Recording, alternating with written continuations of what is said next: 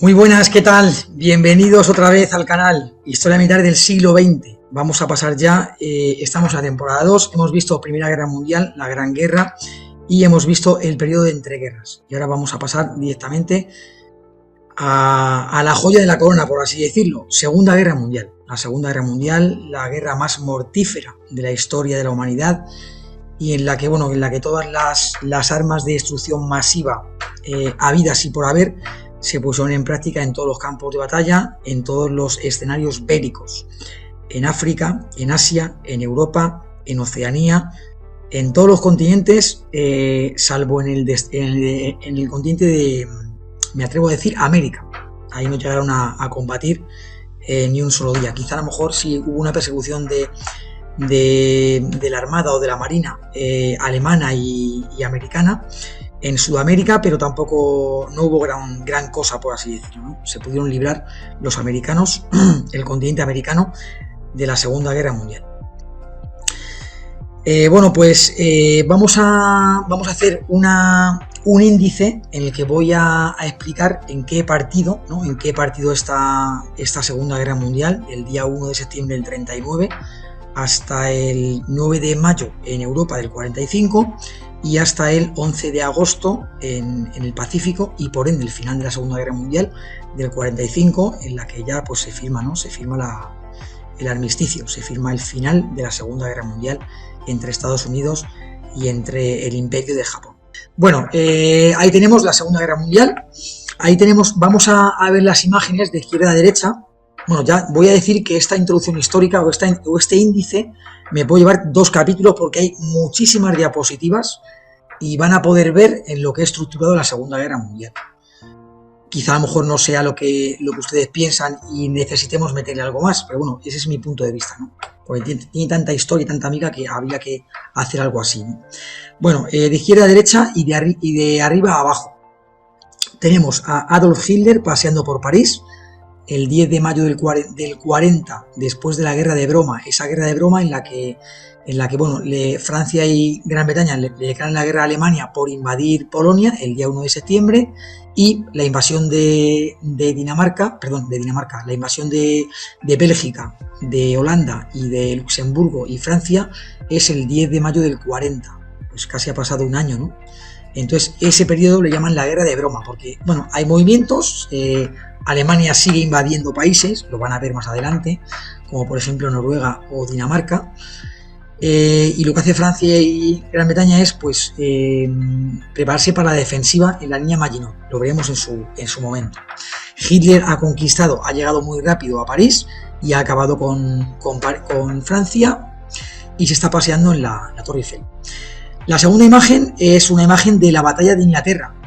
Acontece en 1940 y hasta 1941. Es el intento, en la operación León Marino, el intento de la Alemania nazi de invadir la isla de Gran Bretaña. No se va a conseguir. La tercera imagen, es el final de la guerra, y es plantando la bandera de la Unión Soviética en Berlín, esa carrera que hubo del 43 más o menos, en la que ya sabía claramente que por ambos frentes, quizá a lo mejor más por el frente oriental, se estaba perdiendo la guerra. Pues esa carrera por llegar a Berlín del 44 al 45 hasta que se llega, que el que antes llega a Berlín es el frente oriental. Los soviéticos, también los estadounidenses, británicos y franceses le dejan ocupar Berlín a los soviéticos, y bueno, pues como dijo el general Patton, ¿no? El que entren a Berlín los soviéticos antes que los aliados o los occidentales será un error gravísimo histórico que nunca nos podremos perdonar. Y así sería, ¿no? Ya hablaremos de eso. La cuarta foto, la primera que está abajo, a la izquierda, es un monumento que había en Stalingrado. Stalingrado es una ciudad de reciente creación que está en el sur de la Unión Soviética, con el nombre de su líder, de Stalin, la ciudad de Stalin. Y bueno, pues en su intento de coger los pozos petrolíferos en el Cáucaso, se desvió ahí Hitler, ordenado más por Hitler, para poder tomar la ciudad. Eso le va a costar el frente oriental, y además le va a costar la guerra, porque no solamente no van a recuperarlo, sino que encima se va a desangrar el sexto ejército del general Paulus, va a ser cercado, va a ser copado y van a morirse todos de hambre, por así decirlo. Cogerán más de 100.000 prisioneros, de los que nada más que 6.691 llegarán a casa años después, a Alemania. Además de eso, después se tienen que replegar del Cáucaso, porque los rusos van a hacer una ofensiva en Kharkov para poder aislar al grupo de ejércitos Alfa, que es el que estaba operando en ese momento en Stalingrado y en la zona esa, y claro, para evitar que sean copados como lo fueron el sexto ejército, se tienen que replegar. Quinta foto, el desembarco de Normandía. Todo el mundo sabe qué día es, el día D, el día 6 de junio de 1944, y que les demostraré en las siguientes diapositivas que, bueno, que tan importante fue este desembarco como lo fue el de Alhucemas, el día 8 de septiembre de 1925. No tiene nada que ver con la Segunda Guerra Mundial, pero fue el primer desembarco anfibio, terrestre y aéreo en la que se conjuntaron los tres ejércitos, por así decirlo, además de más de una potencia, en este caso Francia y España. Pues los americanos se van a fijar en ese desembarco y no en el de los Dardanelos en la Primera Guerra Mundial, en la que los turcos pudieron batir con sus defensas antiaéreas y sus ametralladoras, pudieron batir a los británicos en la Primera Guerra Mundial.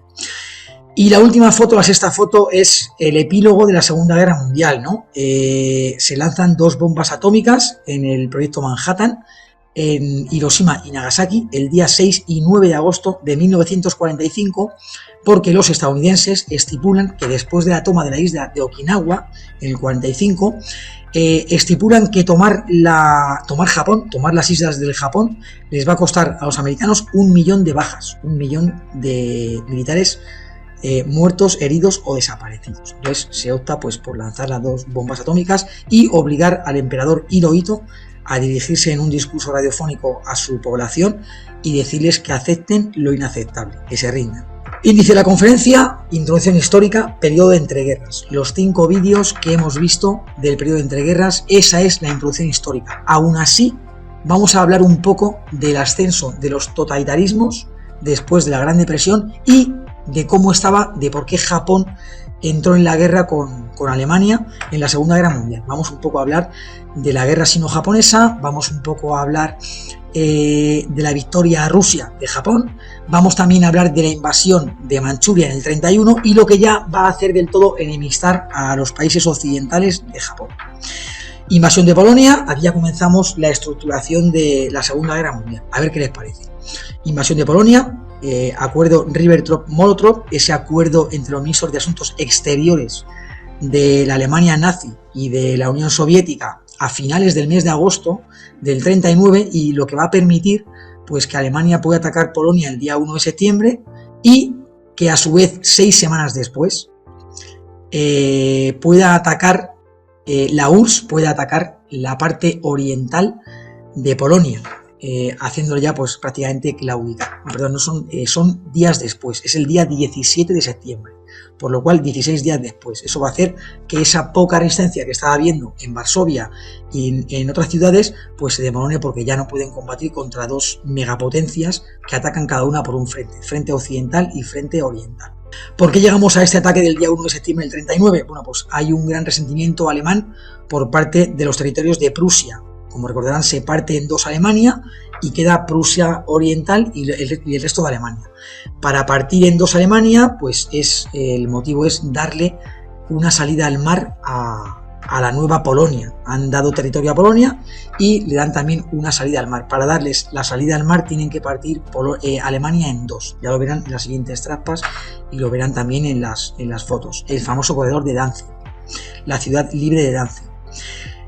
Para invadir Polonia, Hitler se inventa una operación de falsa bandera. Esto quiere decir que, bueno, en el caso en el que fue, pues alemanes vestidos con uniformes del ejército polaco atacan una estación de radio que está en la frontera y, bueno, hay bajas alemanas y eso hace que Alemania pueda declararle la guerra y so facto, horas después, invada Polonia el día 1 de septiembre. Una operación de falsa bandera es una operación inventada por un país para poder entrar o para poder entrar en guerra. Inventarse un casus belli para poder entrar en guerra. La guerra de invierno entre Rusia y Finlandia, en la que en ese año, en el 39, se puede ver cómo Rusia no puede con ese país recién creado en 1917, con motivo de la renuncia o la salida de la Primera Guerra Mundial, de la Gran Guerra de Rusia, pues Finlandia se hace como Estado, ¿no? Finlandia, Letonia, Lituania, Estonia, ¿no? Ahí Hitler se va a dar cuenta de que el imperio ruso no es tanto como parecía y va a poder atacarlo. Ahí tenemos una foto de la Primera Guerra Mundial, antes de la Primera Guerra Mundial. Alemania, inmensamente grande. Rusia, inmensamente grande. El Imperio Otomano, inmensamente grande. Y bueno, básicamente, pues, y también, por supuesto, el Imperio Austrohúngaro. Vamos a ver luego cómo se fragmentan en las siguientes imágenes. Fíjense lo que era Rumanía en 1916, antes del final de la Segunda Guerra Mundial. Y, por supuesto, ahí no estaba Finlandia, ni tampoco los países bálticos. Y ahí tenemos lo que va a ser, siento si no se ve muy bien la foto, espero que lo puedan ver. Fíjense después de la Segunda Guerra Mundial, de la Primera Guerra Mundial, lo que ha pasado. Alemania se parte en dos. Ahí tenemos a Polonia con ese nuevo territorio, el corredor de Danzig para poder tener salida al mar. Y tenemos Prusia Oriental, que es la otra parte que está en medio de Polonia, y Alemania. Tenemos otros 4 países que han sido fragmentados de la Unión Soviética o de Rusia, que son Finlandia, Estonia, Letonia y Lituania. Por cierto, en el pacto de Ribbentrop-Molotov se estipula que en cuanto Alemania ataque el frente occidental de Polonia, también va a atacar días después el frente oriental de Polonia los rusos, y también se van a comprometer los alemanes en no hacer nada cuando los rusos ocupen las 3 provincias, los 3 países bálticos y también Finlandia, pero no van a conseguirlo con Finlandia. Fíjense cómo Rumanía ha conseguido muchísimo más territorio quitándoselo al Imperio Austrohúngaro, que por cierto el Imperio Austrohúngaro ya está fragmentado, se ha fragmentado en Checoslovaquia, país de reciente creación, Hungría, Austria y Yugoslavia, país de reciente creación, el país de los eslavos. Con Serbia como la hegemónica, por así decirlo, en todos esos pueblos, en Macedonia, Eslovenia, Croacia, Bosnia, pues Serbia va a ser la región, la etnia predominante. Fíjense todo lo que ha perdido la Unión Soviética, ha perdido los 3 países bálticos y grandes territorios en favor de Polonia, además de Finlandia. Y Alemania, lo decimos antes, y fíjense el Imperio Otomano, como con el tratado Sykes-Picot, que ya explicamos en el final de la Primera Guerra Mundial, ese intento de rebelión árabe con colocar con capital en Damasco, pues al final queda en agua de borrajas, y los franceses y los británicos se dividen todo el imperio otomano, ¿no? Ahí pueden ver Siria, que es para Francia, el Líbano, que es para Francia, Palestina, que es para Gran Bretaña, y también va a ser la futura creación del Estado hebreo de Israel, y también, también Transjordania, que es Jordania, e Irak, que es de reciente creación, también para Gran Bretaña, y ahí pueden ver, ¿no?, cómo se fragmenta todo eso, ¿no?, que antes no estaba. También, como curiosidad, tenemos en la foto esa, tenemos al protectorado español en el norte de África. Ahí lo tenemos. Y ahí tenemos una foto de lo que fue la Primera Guerra Mundial y lo que fue la Segunda Guerra Mundial, ¿no? Bueno, se puede decir antes de la Primera Guerra Mundial y después de la Primera Guerra Mundial, mejor explicado. Ahí tenemos otra foto de lo que fue la invasión de Polonia. Ahí se puede ver cómo la URSS va a atacar el día 17 de septiembre y cómo van a atacar el día 1 de septiembre, la parte azul, la frontera occidental, Alemania. Imposible combatir contra 2 megapotencias si te atacan por ambos lados, ¿no? Lo más que pudo hacer el mundo internacional fue declarar la guerra, Francia y Gran Bretaña, el mismo día y día después a Alemania por haber invadido Polonia. Ahí tenemos imágenes de la invasión. Seguimos, la segunda parte de la explicación sería la guerra de broma y la Blitzkrieg, la guerra relámpago. La Blitzkrieg se va a instaurar en los ejércitos alemanes, la invasión de Polonia, la invasión de Francia y la invasión de Rusia. ¿Cuál es el objetivo? El objetivo es avanzar lo más rápidamente posible con los carros de combate, con los vehículos motorizados, y llegar lo más lejos posible mientras que llega la infantería. La infantería, como bien saben, va a pie, por lo cual pues llegará más tarde, ¿no? Entonces, la única pega que tenía la Blitzkrieg era el tiempo que podían aguantar esa línea tan delgada de suministros y los enemigos si podían atacarla o no y hacer bolsas a los alemanes que estaban esperando la infantería. Se va a demostrar que la Blitzkrieg es muy buena, tiene buen resultado en Polonia, tiene buen resultado en Francia y va a tener buen resultado en Rusia. Pero claro, en Rusia hay un gran problema. El problema es que el general más temido de la historia es el general Invierno. En el momento en el que llega el invierno a Rusia, Napoleón no pudo con los rusos y tampoco Hitler va a poder con los rusos. Declaraciones de guerra por parte occidental y movimientos en el este de Francia. Línea Maginot. La línea Maginot la creó el antiguo ministro de Defensa, que a su vez fue combatiente en la Primera Guerra Mundial y quedó lisiado, fue herido. Y era una línea, era un grupo de fortines conexos o inconexos entre sí en la línea franco-alemana. Sin embargo, la línea ítalo-francesa era otra línea, era la línea Alpine. Pero bueno, la línea Maginot era esa y se confiaba plenamente en ella. Solamente había partes que no, con obstáculos naturales o artificiales en los que no estaba reforzada esa línea. Por ejemplo, obstáculo natural, el bosque de las Ardenas. Ahí no se fortificó porque no se creía que pudieran entrar unidades motorizadas de Panzers, como al final sí entraron, y una línea artificial es la frontera con Bélgica y con Holanda, que lógicamente los belgas y los holandeses deberían de hacer su línea Maginot, entre comillas, con los alemanes. Se va a demostrar que no tiene sentido porque con la Blitzkrieg se va a entrar por las Ardenas, van a llegar hasta el Atlántico y van a encerrar al ejército británico, francés y belga en el norte de Francia. Eso va a hacer empujarles hasta los puertos del norte y al final pues en Dunkerque es esa evacuación, ese socorro hacia Gran Bretaña. Después de eso se van a poder girar los carros de combate y van a poder ir a por los defensores que no pueden moverse, que están en su línea estática, no van a poder moverse y van a acabar con ellos en la línea Maginot.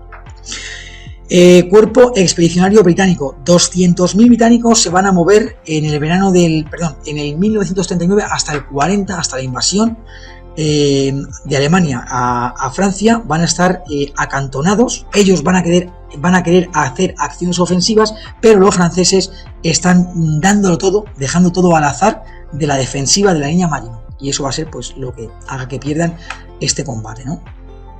Ocupaciones de Noruega, Dinamarca, Países Bajos, Bélgica y Francia. Bueno, como se dijo antes, Alemania, Hitler no se queda quieto en esta guerra de broma y Hitler va a ocupar Noruega y Dinamarca. Noruega porque se piensa que van a poder ocupar los aliados el puerto de Narvik y llegar hasta Finlandia, y lo ocupan. Y a la vez que van a ocupar el mismo día Noruega, también ocupan Dinamarca.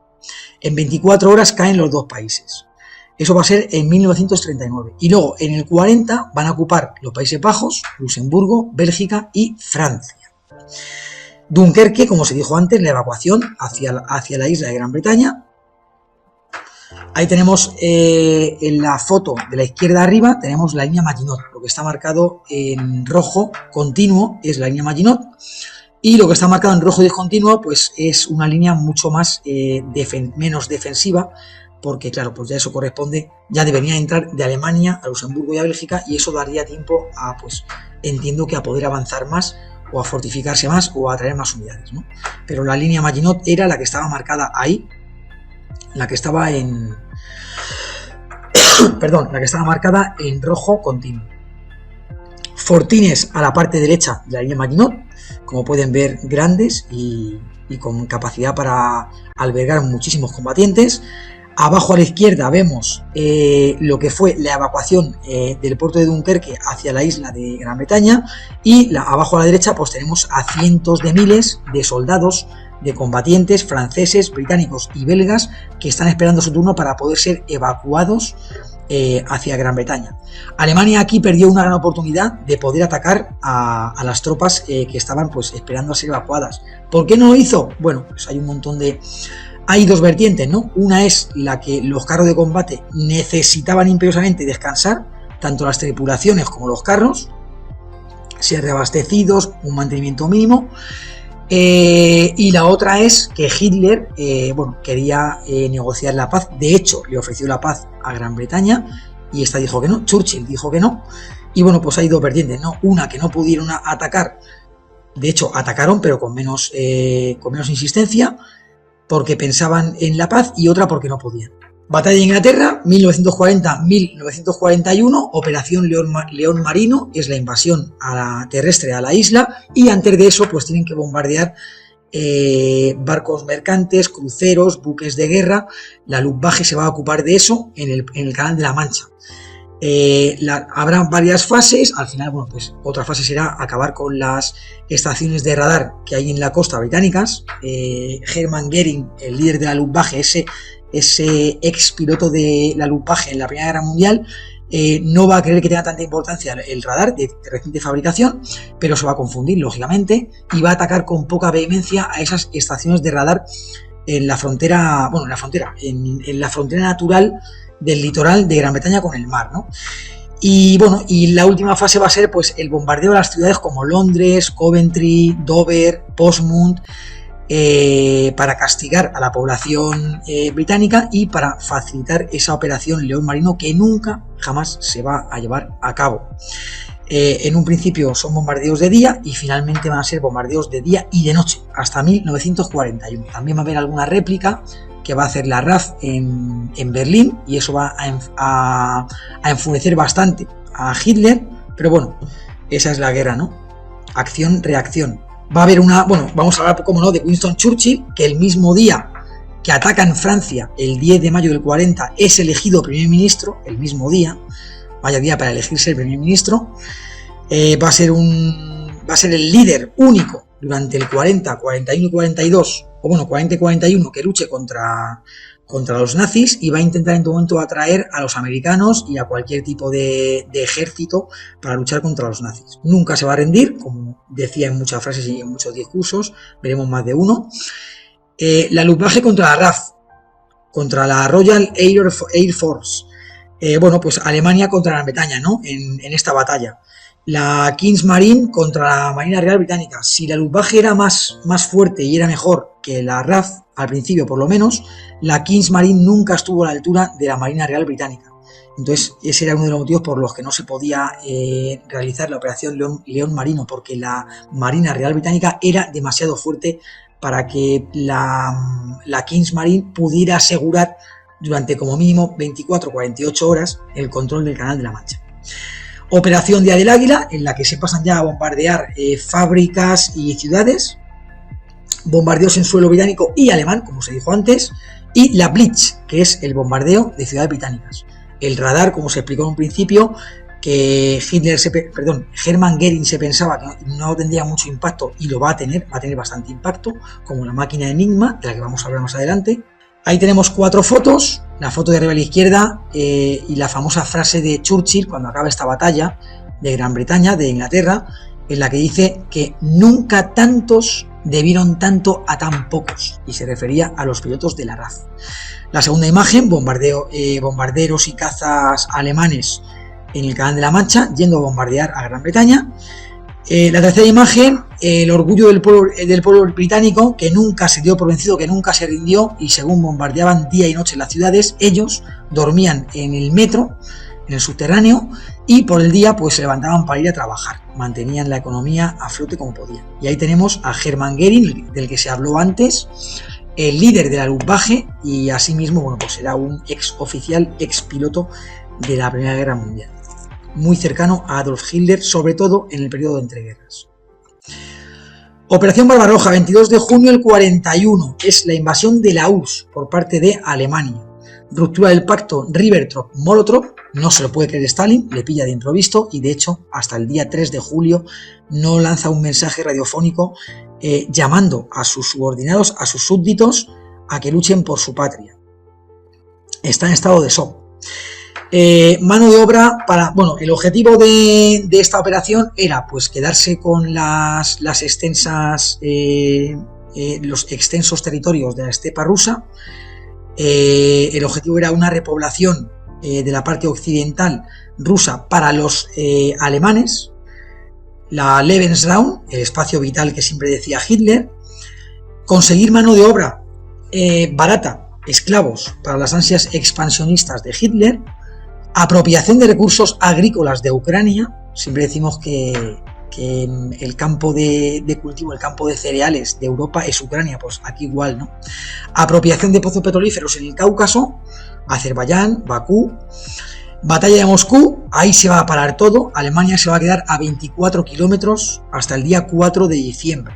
Ese día, desde finales de octubre comienza a llover y ya es un cenagal poder mover los vehículos a motor. En noviembre ya entra el crudo invierno, entra el general invierno, el más temido por todos los militares alemanes y el más esperado por los militares soviéticos. Y el día 4 paralizan la ofensiva a 24 kilómetros y el día 5 de diciembre Zhukov, el mariscal Zhukov, lanza un ataque contra los alemanes. Sitios de Leningrado y de Stalingrado. En Stalingrado va a ser el principio del fin de la Alemania nazi en el frente oriental y por ende en la Segunda Guerra Mundial. Y la batalla del Kursk, la última ofensiva que Alemania va a llevar a cabo en Europa Oriental. Ahí tenemos la invasión de la URSS en la Operación Barbarroja, con 3 grupos de ejército del norte, del centro y del sur. Cada uno va a tomar Leningrado y las 3 provincias bálticas, Moscú y Kiev y Stalingrado. Y además los pozos petrolíferos del Cáucaso. Otras 4 fotos más de la contienda soviética, de la Gran Guerra Patria, como llaman los rusos. Ahí tenemos el avance alemán incontenible en el mes de junio-julio del 41. Ahí tenemos el crudo invierno soviético, que hace parar a toda la maquinaria de guerra alemana.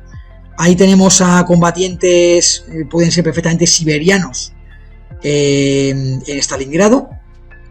Fíjense los trajes que llevan. Y ahí tenemos pues a un militar del 6º ejército, puede ser rumano, puede ser italiano o puede ser alemán, que se ha rendido al mariscal Zhukov el 31 de enero oficialmente, con el general Paulus del 43, y el 2 de febrero bolsas de militares alemanes que combatían en el norte de la ciudad.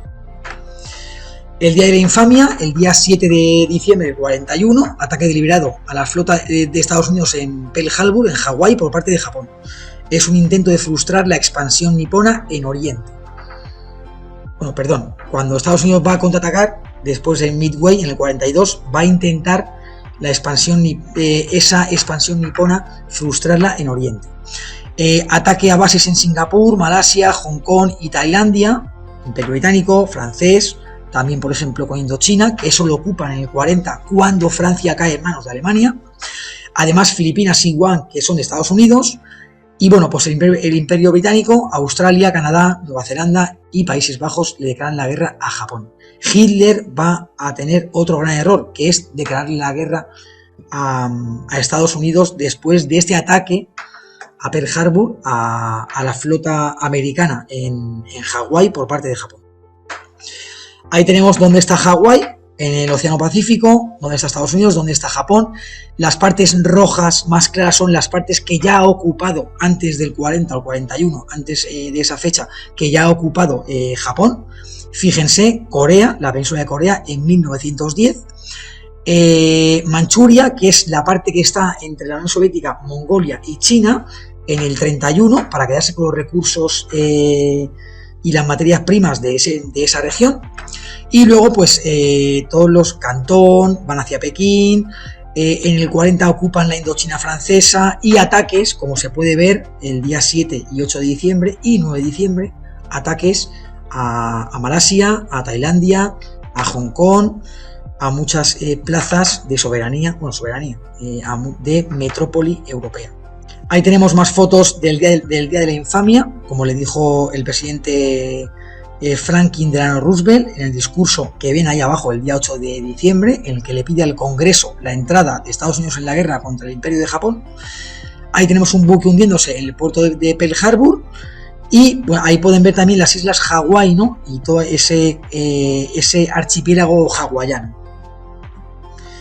Guerra en África, del 40 al 43, se va a desarrollar en el desierto de África del Norte, en Argelia, en Libia, en Túnez, en Egipto. Marruecos, solamente la parte francesa, porque la parte española, como España es neutral, nadie va a poder operar en la parte española. Túnez, Argelia y Egipto. Toma del fuerte Capucho y combates entre italianos y británicos. Eso hace la entrada del Africa Corps, a mando del general, del mariscal de campo Edwin Rommel, súper conocido, mega conocido. Rommel versus Montgomery, el jefe de los británicos. Operación Torch, ese desembarco aliado en las costas norteafricanas. Y luego combates, ¿no?, en el Águila, en Tobruk, en Alamein. Y ahí tenemos pues más fotos, ¿no?, de lo que sería pues la operación Torch, ese desembarco que se dijo antes, y en la foto de abajo todas las operaciones aliadas, operaciones y, bueno, acciones y contracciones, ofensivas y contraofensivas que tienen los aliados y los alemanes en todo el norte de África. Vale, aquí vamos a dejarlo. Bueno, como pueden ver, estoy haciendo poco a poco pues cómo se desglosaría la Segunda Guerra Mundial, la guerra más mortífera de la historia, que ha implicado a muchísimos países en todos los continentes del mundo, y que, bueno, que ha tenido pues millones y millones de bajas mortales, más de 50 millones de bajas mortales, impresionante, y que otra vez al finalizar la Segunda Guerra Mundial va a cambiar el plano político y físico del mundo, con un nuevo orden, comunismo versus capitalismo. Pero bueno, en la siguiente semana tenemos un directo en la que podemos seguir hablando de la Segunda Guerra Mundial, y la siguiente semana seguiremos con este índice cronológico e histórico. Nos hemos quedado en la Guerra del Desierto. Y poco más. Espero que les guste la presentación. Vamos a ir poco a poco. Tiene muchísima amiga, como siempre digo, y vamos a ir por eso poco a poco. Y bueno, pues ya está. Si les gusta el vídeo, voy a hacer como los chavales jóvenes. Si les gusta el vídeo, denle a like, denle a compartir, hagan comentarios constructivos, denme ideas, cosas que pueda cambiar, cosas que pueda modificar, cosas que pueda anexar o decir. Y poco más. Muchísimas gracias por su atención y quedamos dentro de 2 semanas para el siguiente vídeo.